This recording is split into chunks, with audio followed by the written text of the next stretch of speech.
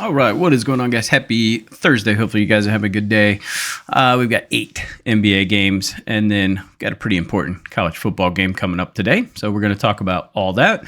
Before we do that, make sure you guys like, comment, and subscribe. And if you haven't yet joined the Discord, good day. Gave out some plays in the Discord that panned out pretty well. So without further ado, let's jump into this. All right, so Golden State playing Detroit. Detroit at home. -3. This is interesting. I don't trust Detroit -3, so this is a pretty easy play for me. Golden State +3. I will take that. Heavy lean towards the over 218.5. This line is just a little too low in my opinion. All right, next game, Minnesota Timberwolves and the Orlando Magic. Magic getting 5.5. Banchero potentially could be back today. He's either going to play today or tomorrow. He's not going to play in a back-to-back. So if he plays today, he will not play tomorrow. Nothing crazy on the injury report from Minnesota. And we still have Franz out. We still have Suggs out for Orlando. So kind of need to wait and see. Don't really love any props in this game until we know about Paolo. But let's say Paolo plays. I do like Orlando +5.5. Minnesota on the road just hasn't been a great team. And the Magic at home have just been a different team. So I do like that. 201.5 is a ridiculously low line. I mean, you got to lean towards the over here in this contest for sure. Raptors and the Cavs. 15.5. We see -15.5. That's tough. I think the Cavs absolutely win. 15.5 is a tough line to swallow. So I don't want to touch either of that. I would lean towards the under 235.5 as my best bet in that game. Rockets and the Grizzlies might see Ja Morant back today. He's potentially coming back. Desmond Bane is a game time decision. So a couple of question marks there, but we see him +1.5 against a very good Houston team. So that tells me there's probably a decent chance we're going to see Ja back tonight. I think Memphis at home been very good. Give me Memphis +1.5, but again, would wait and see on the injury report and make sure that we're going to get some of these guys back. I would lean towards the under 233.5. Grizz play at a really high pace, so we always see a high over-under with them, but this Houston defense has been very stout. They've been able to stop some of the best teams in the league. I think that'll continue tonight, so definitely leaning more towards that under 233.5. Trailblazers and the Mavs. Still no Luka, no Kyrie. Quentin Grimes has been the guy that's been stepping up, so we definitely have him on the card today. We see Dallas -7.5 against the Trailblazers. I don't necessarily trust this Mavericks team -7.5 with this current roster. That said, Trailblazers, they're very up and down, so hard one for me there. I would lean towards the under 220.5 in this contest. Hawks and the Suns. We see Hawks +6.5 against the Suns team that's just been reeling. They've been really bad. They're messing around with their rotations. So now they're starting Plumlee, bringing Beal and Nurkic off the bench. I just don't love it. I don't love it whatsoever. Give me the Hawks +6.5.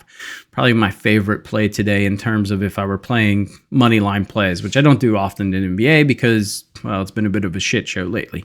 But this would be one where I just think the line's completely wrong. So Atlanta +6.5. I like the way they're playing.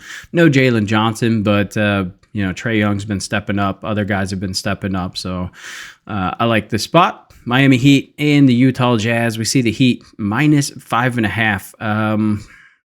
I don't trust this Heat team enough. We just saw the Jazz beat them the other day. So give me Utah +5.5 at home. I would lean towards the over 223.5. This Jazz team doesn't play a ton of D. I know the Heat have decent defense, but I just don't see it there. Last game of the card, Charlotte Hornets and the LA Lakers. We see the Hornets getting +8.5. Now they should have their complement back. We should see LaMelo, we should see Brandon Miller, and we should see Bridges. So kind of their main three pieces on the court together. Going up against the Lakers at home, who have been pretty damn good on the home, actually. Charlotte 8-27. I would lean Lakers -8.5. But like I said, the Charlotte Hornets team, when they get hot on the threes, they can be pretty dangerous. So closer lean towards the over 223.5. Just two teams that really don't play much defense. So I think there will be a lot of scoring. It's just will Charlotte actually make some shots. Now, let's talk about this lovely little game we got coming today. So we've got the Fighting Irish going up against Penn State. The line is moving the opposite of what I would thought. I'm all over Penn State on this one. I actually am going to take this down to probably -2, -2.5 in favor of Penn State. I just don't think Notre Dame's going to be able to run the ball, and I have zero faith that they can actually pass the ball. Now, that said, I don't trust Drew Aller a ton, if we're being honest, but I think they're going to be able to move the ball more than Notre Dame here. So my money would be on Penn State +2.5. Lean towards the under here. I got this under at 47.5 as soon as the lines came out. So that's what I'm on.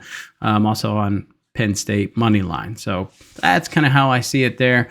And then we'll talk about the Buckeyes and the Longhorns tomorrow. If you can't see behind me, I think you guys know who I'm going to be on. All right, let's get into the best bets, get you guys on your way. First play on the card today is going to be Jalen Duren under 10.5 rebounds for Detroit. He's under this in 6 of his last 10. Now he is over this in 2 of 3 versus Golden State. However, they haven't played him this year. Only 3 of the last 10 centers have gone over their line against Golden State. Duren is a fouling machine going up against Draymond Green, who likes to play physical. I think he just gets in foul trouble, so I don't think he comes anywhere near this line. Give me Grady Dick over 4.5 rebounds. We're going to ride Dick again.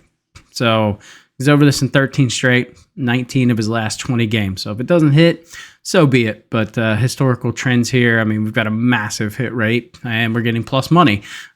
Gave this out in the Discord yesterday. Cash very easily for us. Alperen Sengun, under 6.5 rebounds plus assists. He's under this in 12 of 13 games versus Memphis. That said, he had 17 last game against them on October 25th.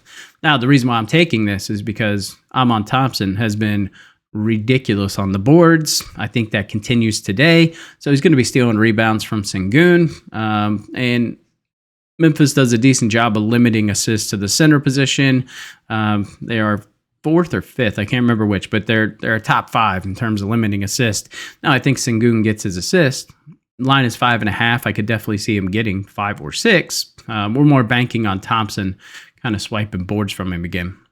Next play is going to be Quentin Grimes over 3.5 assists for Dallas.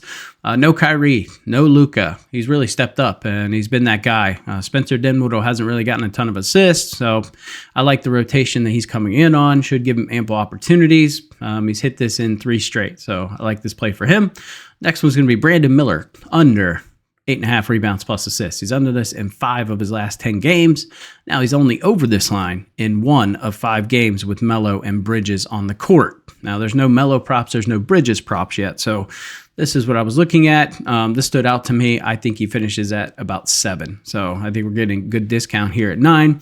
And then last play on the card is going to be Jaren Jackson Jr. for the Grizz over 9.5 rebounds plus assists. He's over this in 4 straight games. The only question mark would be if Ja and Desmond Bane come back, there will be an impact of some sort. So that's the only way I see this not hitting, is if they both play and they both just go nuts on the assist. His assist line's 2.5, and he's ridiculously favored to go over that. Rebound line is 6.5. He's also favored to go over that. But I think he gets to 7 exactly. So we need those 3 assists to crush this line. All right, those are my plays for today, guys. Like I said, like, comment, and subscribe. Join the Discord. Link is down below. We're going to be doing day 2 of the ladder, so you guys can hop in that. And I will catch you in the next video.